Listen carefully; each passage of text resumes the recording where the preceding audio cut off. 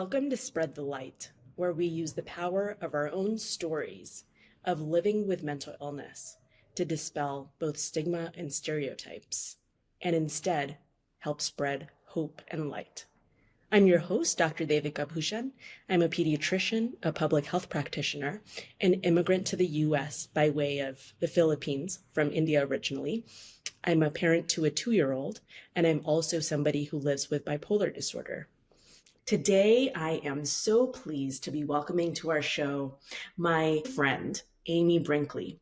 She is a nationally recognized leader in mental health and substance use recovery, motivated by her own personal recovery experience and losses, including the suicides of 3 brothers and her mother's overdose. Amy is dedicated to driving change nationally through effective peer support, recovery-oriented systems of care, and robust recovery data collection practices and policies. She currently serves as the Recovery Support Services Coordinator for the National Association of State Mental Health Program Directors, and also serves with me on the National Board of Directors for NAMI, the National Alliance on Mental Illness. She previously worked for the state of Indiana Division on Mental Health and Addictions, where she took an operating budget of initially $1.5 million to just over $10 million in mental health and addiction recovery support services. She also founded and serves as CEO for Paul's Plan Ministries, which supports people who are exiting the criminal justice system, named in honor of her brother. Amy lives in recovery with substance use disorder and is 14 and a half years sober. She is mom to 4 children, 3 cats, and a Labradoodle named Ruby. Welcome to the show, Amy. It's so wonderful to have you here. Thank you, Devika. It's great to be here. I love my baby Ruby. Oh, I know. I'm She's hoping she makes an bringing in the house. appearance during our show today. Not today. Probably not today. All right. Well, just picture a giant furry rug, much bigger than Amy, who occasionally will come over during meetings and just drape herself copiously around Amy for a big old cuddle and then slinks away. That's all she needs. That's Ruby. It's one of the best part of NAMI meetings when we're in the room together and we see Ruby come on by. But let's start here. I know there's a lot for us to talk about today, but if you could just give the viewers and listeners a sense of the broad brushstrokes of your mental health journey, just to start us off. Yeah, I'm happy to. So, my mental health journey started when I was a kid. So I grew up with 4 brothers, and my father was alcoholic. My mom was codependent. Now, my brothers, all 3 were diagnosed with ADHD at a very young age. And I did not have a diagnosis. And I've often thought about this and just reflected back on my childhood. But I did not have a diagnosis. I was not on any meds. But my first suicide attempt was when I was 15. And I was diagnosed with PTSD, anxiety, and severe depression. And so in hindsight, I can look back on my life and see kind of the cycles of every few years I seemed to have a meltdown and I would just fall apart. And I couldn't really understand what this cycle was or where it was coming from or why I experienced it. And I've picked up in more recent years with wisdom and age that it had to do with stigma. And so whenever I started feeling better, I stopped taking the medicine. So why would I keep taking medicine if I'm feeling better? So it was like this internal stigma against just being on medications. And I've had this cycle of things, and then life traumas too, have a definite impact as well. Yeah, absolutely. And so this idea of being on medications or having diagnoses that need medications, that self-stigma of being somebody who has a mental illness, right? And how that idea, how difficult it can be to internalize and how that can get in the way of our own recovery. And how did you then get to a place where the diagnoses made sense to you and that you were able to be on a path of forward recovery and maybe staying on the treatments? So for me, my saving grace was actually a substance use disorder. Unfortunately, I was actually incarcerated. I was sentenced to 14 years in the Indiana Department of Corrections in 2009, having never been arrested before on an opioid related charge. And so I got an opioid use disorder from a shoulder surgery where I was in physical therapy for about a year and got addicted to the pain medicine. And that led to incarceration. And it was actually while I was incarcerated that I had my first real spiritual experience. And it really led me into my recovery. I detoxed in the county jail and was plugged into a therapeutic program with the prison, which helped me. It was a two-part path, and one was character based, and then the spiritual side of the house. And so I got acclimated to the 12 steps, this 12-step program for substance use. And then I was also involved in a therapeutic community where I got some peer support. And then I also got my spiritual needs met while I was there. So it really, for me, felt like a holistic approach. And that was my first real, I think, authentic glimpse into recovery. And I had to really just face myself and face my own stigmas because I had all my own stuff, because I grew up in a dysfunctional family.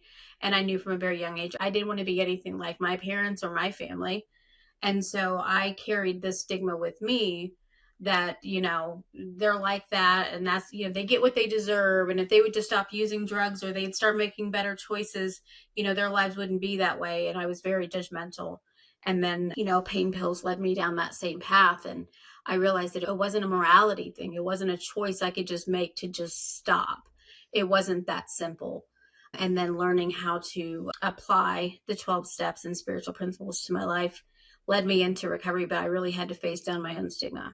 That is so poignant and so powerful, right? The journey that you had to go through around your own stigma, your relationship to your family, and then in the end, your relationship to yourself. Do you remember if there was a moment or two in your journey where that self stigma, what did it take for that to get dissolved for you? Was it about the peer support? Was it about something in your own journey, in your own self? That's such a deep question. I think what it took for it to be dissolved, and I don't even know if I could say that it's fully dissolved. I feel like I still struggle with it in certain areas in different ways to varying degrees. Like, this is so complicated. It is. But childhood stuff like creeps up just when you think you're done with it. Mm. It's like, oh wait, where did that thought come from, or where did that idea, or why am I doing it this way? And then you have all of this internal bias stuff that comes up and you're not expecting it. I think for me, the dissolution of the majority of the stigma that I face came when I wrote my book. And I'm just being honest. So it started when my brother took his life, because that was when I had this, like, I just felt all this anger welling up in me. And I'm like, I have to do something. And then God gave me this vision. And it's like, you're going to be talking to people. You need to go talk to people. Mm. So then I went and I was like, I need to talk to your people. And they're like, okay, you can come speak tomorrow. And I'm like, oh God, no. And then, so then the next day in my world, I faced down my biggest fear, public speaking. And I stood in front of a room full of 70 women in a therapeutic program, and I shared my story. And it was very brief because I was so emotional. I didn't speak very long, but I very briefly shared. And for me, that was a dissolution of that stigma, because I had been literally holding on to, even 3 years into my recovery and 3 years into my programming at the facility, had been holding on to this idea that I am not going to share my story when I get out of here. I just want to put this behind me and move on with my life and get my family back and get everything back in line. And that just exploded when my brother died. And that whole idea of, like, just forgetting that this ever happened was just shattered. And it was from that moment forward too that I was like, okay, you know what? I'm going to write a book. I'm going to tell my side of the story, my version of events that happened and what led me to incarceration. And then I'm never going to talk about it again. I'm not going to have to keep telling my story. I'll give God all the glory and then I'll be done with it. That's, of course, not what happened. But by virtue of writing it, and then the even bigger step of actually publishing it, was where the majority of that dissolution of stigma happened, because there was no more hiding. It was public domain after that. So powerful. And can you tell listeners who may not be familiar with the 12-step program and with peer support what those experiences look like and the role they played for you a little bit more? I'm happy to. So my first introduction to a 12-step program was in the Rockville Correctional Facility in the state of Indiana. The 12 steps originated out of Alcoholics Anonymous. Dr. Bob and Bill Wilson created the Alcoholics Anonymous 12-step program, which has subsequently led millions of people into abstinence-based recovery from substance use. And that has spun off into Narcotics Anonymous and Cocaine Anonymous and all of the other anonymouses that come with it. I had never been to a 12-step meeting or knew much about it other than, what you see in the movies, which is people sitting around a table and, hi, my name's so-and-so and I'm an alcoholic. And so I didn't have any experience with that until I got to the prison setting and I got into this program. And that was essentially peer support, is lived experience. It was hearing from other people their stories, relating to their stories, relating to the lived experiences, and then finding hope in the stories that if they can overcome what they overcame, if they can go through what they're going through, if we can have these same experiences and these same emotions and these same life circumstances, and they're staying sober, then I can too. Mm. And so that's to me the epitome of peer support.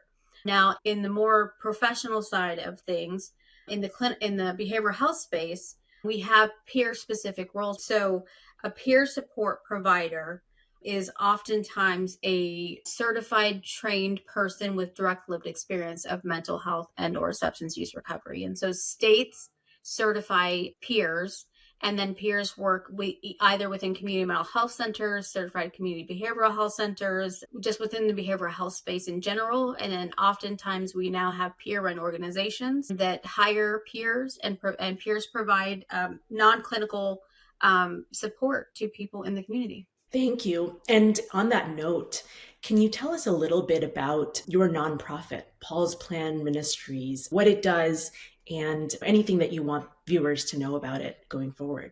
I would love to talk about Paul's Plan. So I have lost 3 brothers to suicide, my mom to an overdose. My second brother, we were actually incarcerated at the same time on drug-related charges. Not the same charges, but we were incarcerated at the same time.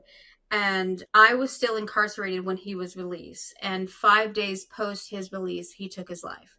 And I remember at that time, I was 3 years into my own recovery journey from substance use and mental health. And I was devastated. And I felt like it was a huge setback for me in my faith and my spiritual walk in my recovery journey. Like it was a lot to process and really go through. And I felt like I was leveled again. I felt like I was doing really good for a while. And then that was like a debilitating blow.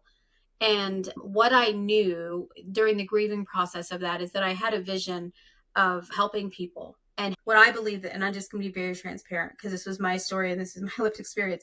I had a vision from God, and I believe that he showed me that I was going to be helping people and that my brother's death did not happen for nothing. Mm. And at that time I had known, and here's stigma at its finest again, I had argued with God for 2 years that I would do anything post-release to help God in the kingdom, but I would not share my story because I didn't want other people to, I thought, okay, I'm going to get through this. I'm going to get to the other side of this. I'm going to get out of prison. I'm going to get out of jail. I'm going to put all this behind me. And then I never want to talk about it again. Stigma at its finest. And I feel like God said that we're going to use this and we're going to leverage it and we're going to help people. And from that moment forward, it was like I just had this new set of eyes. And the new set of eyes was advocate eyes. And so everywhere I looked was my brother, and everywhere I looked was my sister, and everywhere I looked was all of these people with the same problems and the same barriers and the same stigmas and the same systems holding them down as my entire family. And I was angry, but that anger turned into advocacy, and I just wanted to bring change. And so Paul's Plan is built out of that advocate's heart and those advocate eyes. And it's a peer-run, faith-based nonprofit organization that we started in March of last year. And we are focusing on people coming out of the criminal justice system impacted by the criminal justice system with mental health and or substance use disorders. So our goal is, as in its name, Paul's Plan, is to help people re-enter successfully. And the best way to do that is to plan for their re-entry. And so ideally we would do in-reach. We've not made entrance into the jail yet, but we are on site at work release, and we're partnering with our state level Department of Corrections and our local community corrections offices to work with people coming out of the criminal justice system to re-enter successfully. That's our goal. And part of that comes with addressing social determinants of recovery. So when people come out, they can't access housing, they can't get their birth certificates, they need help getting their IDs, they need help getting to a place to find a job, let alone getting a job. They need shoes, they need all of these things. And oftentimes they don't have the support system. So that's our goal, is to support people coming out of the criminal justice system. That is huge. And how many folks have benefited already from the program? So we've doubled our impact so far this year, and we've still got another 6 months left of the current contract. So we got 2 Department of Health grants for $75,000 each year, and we're 6 months into the second grant, and we've doubled our outreach. So altogether, since we've opened, since March of last year, we've calculated more than 300 people have been served, either through housing supports, clothing supports, food supports, emergency bill support, transportation support, bus passes, bikes, like you name it. I just helped somebody actually this afternoon, right before this call. Her gas was going to be shut off, and it's 20 degrees in Indiana today. And she's got young children. She's got 6 years in recovery, and she's leading this whole government phone initiative for the state. And she's in this county and that county. She's doing all these things, and she's a person in recovery. And like, we all need help. And she's come out of the criminal justice system too. So we are trying to stay in our lane.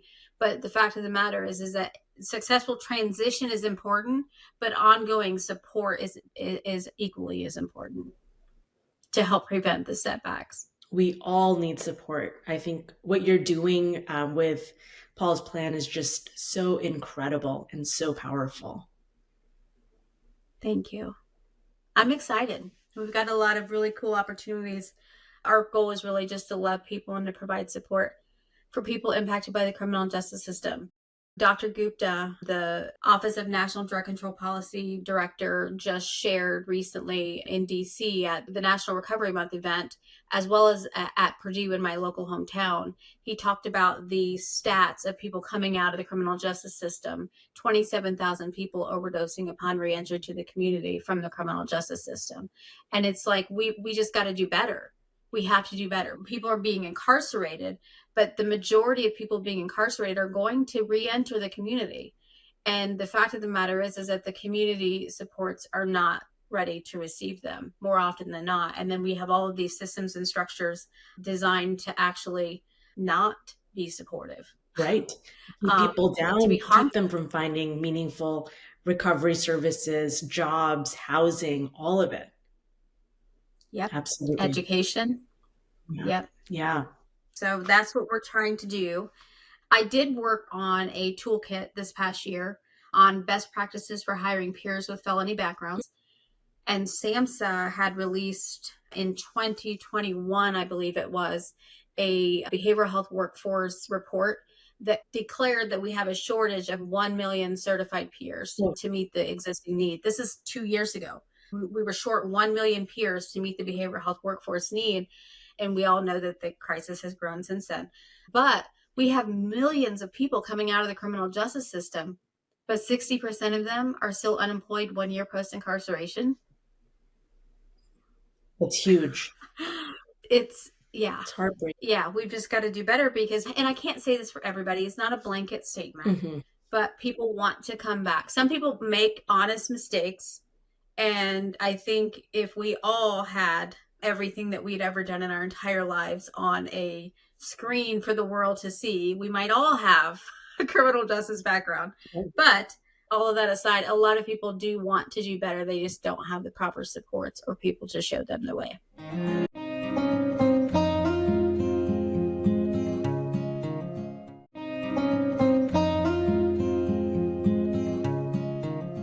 And Amy, as you're looking back at your whole journey up until this point, a couple of things I want to have you spotlight. So one of them is if you could kind of look back and talk to yourself in the hardest part of that journey, whatever that might have been, what would you tell yourself knowing everything that you know now? That's a heavy question. I mean, as cliche as it sounds, I would just tell myself to hang on, to keep fighting, to be encouraged. But it all happened for a reason. And I feel like, I tried to stand on those promises.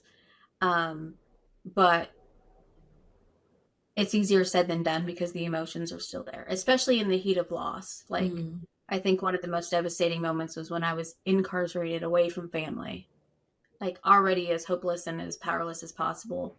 And my brother died. And it's like I'd been praying for him, like for God to save him and not, for him to be okay for so long and then him not to be okay was pretty bad. Yeah.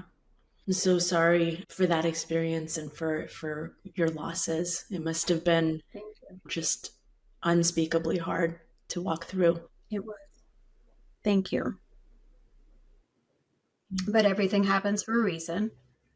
And a lot of the things that I get to do today, I feel like are born out of that pain and hopefully help somebody else.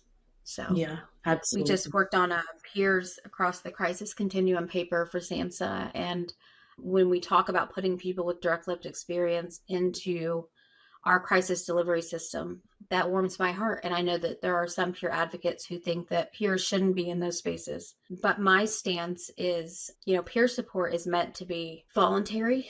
And so when we talk about the possibility of involuntary commitment, or we talk about a criminal justice system where it's definitely involuntary, there are going to be times where like those systems and structures are there.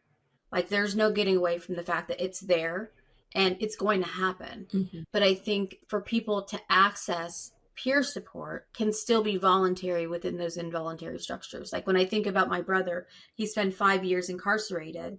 The majority of that time was spent in full-blown isolation because the prison system didn't know how to handle his mental health challenge. And so he was on multiple meds. He had multiple suicide attempts. Like he was not in a mentally well space when he was released. And I think about all of those days, months, weeks, years that he spent in total isolation and what that does to somebody's psyche. And I think about, imagine if he had had a peer. Imagine if he had had somebody, even just one person in all the years that he was there, that consistently checked in on him and offered to provide support. Imagine what difference that would have made. Would it have saved his life? I don't know. Could it have made a difference? Absolutely. Right. Absolutely. Because we all need somebody. Absolutely. Speaking of, what we all need and how you've been able to stay whole and healthy for all of these years as you're looking back, I know faith has been a clear guiding light in your life. And what are the other day-to-day strategies that you have for staying well as a first part? And then also, what might be some of your red flag symptoms where you're starting to feel not as well mentally and spiritually? And what do you do differently when that happens? Great questions. So when I was incarcerated, and I share this with all the girls I work with, when I was incarcerated, one of my biggest fears was being released because I couldn't trust myself. I knew that while I was incarcerated, I had this safe space, if you will, of learning sober social routine, of developing my, sober social connection and my recovery community and my faith community. But I was so scared about what was going to happen when I made that transition because I knew what the community life was like prior to my incarceration. And so what I picked up from a sponsor, it was actually an outside sponsor, somebody who came in and provided 12-step meetings at the prison. I picked it up from him and he's like, well, whatever you do here, do there. And so I was like, okay, that's a great strategy. So when I moved from the maximum security to the lower level security prison, and then moved from the lower level security to the work release, and then moved from the work release to the community, that stuck with me. And it has to this day. Do what's been working. So I stayed plugged into no less than 3 12-step meetings a week. I stayed plugged into a church, and I got me a sponsor and a mentor, a sponsor from the 12-step community and a mentor from church. And I give back. We can only keep what we have by giving it away was a key principle. So serving, volunteering, giving back has been literally the cornerstone of my recovery. And honestly, I wouldn't be doing what I'm doing now on a national scale or even with Paul's Plan if it hadn't been for giving back, because that's where I make most of my connections. That's where I get fed spiritually, like mentally, like all of it. I get my support from the people that I'm serving with. And then I keep what I have by giving it away. But my red flags are I'm not an angry person. And like, I'm the first person to I brush everything off. I'm non-confrontational. I get that from my mom. And I'm not codependent, but I struggle with codependent tendencies. And so when I start seeing those types of behaviors cropping up, I know that that's an issue. And so one example is I have somebody I work with day in and day out. And so like 90% of the time, I know their personality and like I get it. Whatever they do, I'm like a duck in water, right? Like I am not phased. But when I'm struggling, and one of my red flags is that like the things that never bother me will suddenly start getting on under my skin, and things they say or do might start bothering me in a way that I know is not normal for me. And so what I have to do is just backtrack and look at myself and plug into my support system. And for me, that's my faith community.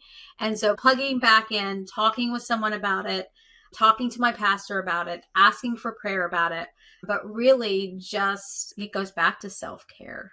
I think one of my biggest self-care gifts that I've given myself in recent years has been massages. I never in life have gotten a massage until last year, and it was life-changing. And so now it's like, oh man, when I start feeling like a lot of stress, I'm like, I need to schedule a massage because I just need to do something for myself, because I get consumed with doing for other people. And it's okay to just stop and take care of ourselves too. Absolutely. And I am in your boat with massage therapy and what it can do just to really soothe and unwind us on a very primal and deep sensory level, right? It's so calming for the nervous system to do it. Yeah. Yeah. It's been life-changing for sure. And reading a good book. I don't have much time. I'm so busy these days. I do a lot of traveling. And as you know, with NAMI National, we do a lot of traveling, but then my day job is a lot of traveling too. So that I just don't have a lot of downtime to just be grounded. And so for me, it comes back to being grounded. We go into work release once a week to host Bible studies, and I get grounded there as well, because I feel like in life, it doesn't matter where we're at. Life is hard. Relationships are complicated. Life is hard, but we're all in that boat. But there's just something about being back at the community correction center, working with people that are incarcerated there, that really puts things into perspective for me and reminds me, right? Like, your life is bad, but it's not that bad. You could be back here. Right. And it just takes me back there. And I always leave more filled than when I go in. It doesn't matter. I could be having the worst day and not want to go there and be so angry. And I always leave with my heart full. Because it gives more to me than I give to it. Service work is the cornerstone for my recovery.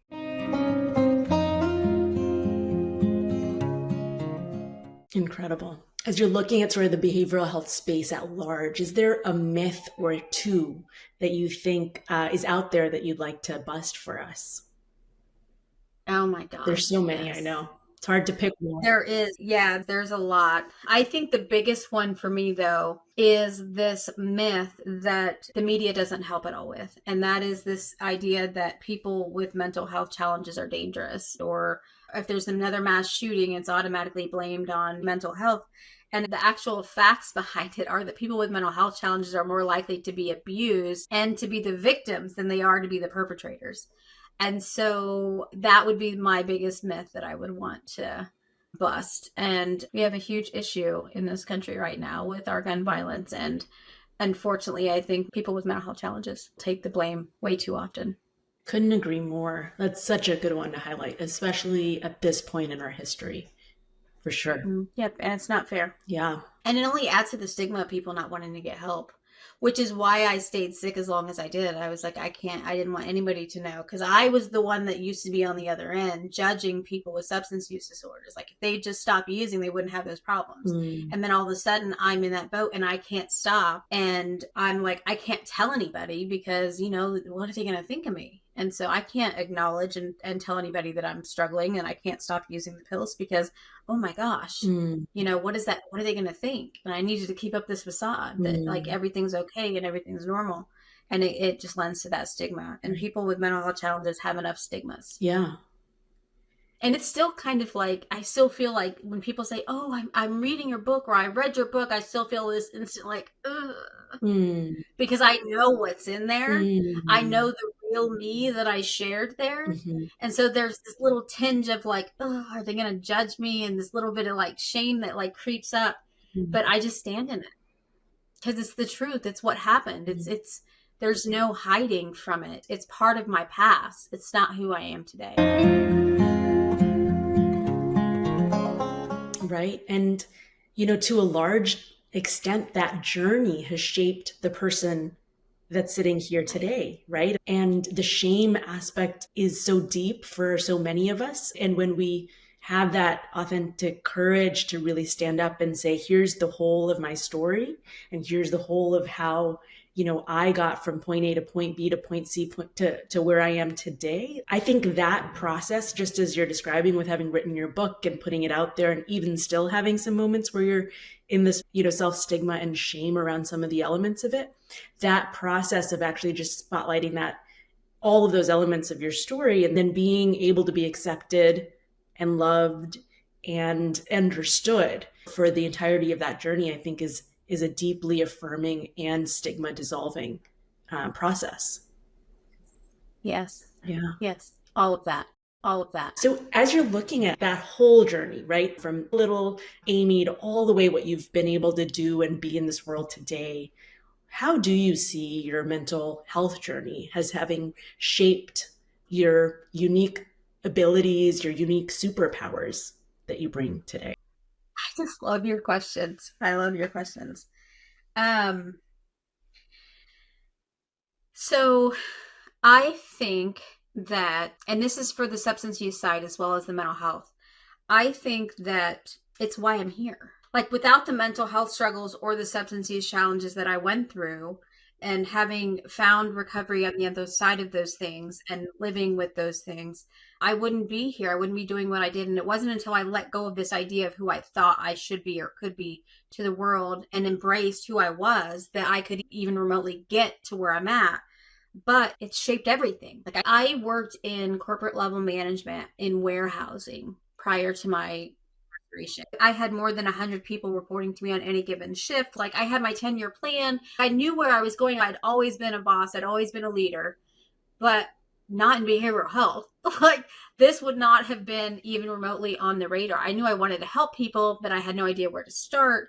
And so by embracing my mental health and substance use challenges and finding recovery has literally shaped and formed everything that I do today. And being able to do what I do and help people and take that lived experience and find meaning in it by helping other people through the finding of meaning in it and going through life together with people is everything, and it's all wrapped up in the mental health and the substance use challenges and the recovery. Mm, It's amazing. mm. I just feel really blessed and lucky. I tell people every day I have a full-time job, and then I have the nonprofits, and then I have the volunteer stuff, but none of it's work. I feel like it's just one big glob of my life purpose. Right. Like there's no doubt whatsoever that I am right in the center of God's will for my life, and I'm doing exactly what I was put on this planet to do because I shouldn't be here. Wow. So incredibly powerful to hear about how you found your purpose, your mission, and how you're so deeply connected to it with everything that you're putting out into the world and doing. It's really inspiring.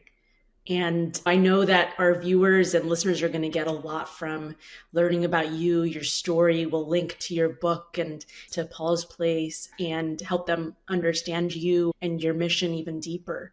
But wondering if you can leave us with some thoughts around what you hope for us collectively as you look to the future.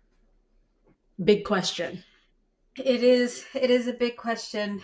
My hope for us collectively as we look to the future would be to not be judgmental towards people with criminal justice backgrounds or mental health or substance use challenges. I think the biggest stigma facing us right now is the stigma that we can't do life, or we can't hold a job, or we can't be in leadership or do all of these things. And there are people with mental health and substance use challenges right now leading entire behavioral health centers, but the criminal justice system is the one that's closest to my heart. So my hope for the future would be that we create a community that welcomes and receives people coming back into the community in a way that stops that cycle of recidivism that sends them right back. So new policies and new community practices to support people coming out of the criminal justice system, and or just stop sending them there, because a lot of people go in and come out worse than they went in because it's just not a therapeutic, rehabilitative place. Right. The United States is sending more people to jails and prisons for mental health and substance use challenges than any country in the world. And I think that's a big piece of it as well, because we're institutionalizing that structural discrimination, right? We're just basically saying, we don't want to see you. We're putting you away for things that are health challenges. Yep. Absolutely. Yep. And it's really sad. Some of the people that I've seen incarcerated, and I still see it. Like, we're at the work release every day. We just there last week and had a guy that came through full-blown psychosis, like no doubt about it. And it's like, why is he here? Like, there's no way he could hold a job. I just don't understand. The work release is not where he needs to be. We're just not addressing what people really need. Yes. Amen. But thank you, Amy, for doing everything that you are in the world to help people stay in recovery and find recovery with mental health and substance use challenges, especially in that critical juncture where folks are coming out of prison and coming back into our communities. Thank you for being here, for sharing your story, even when parts of it are hard to shine that light on, and just for being the person that you are. Really appreciate it. Thank you so much for having me.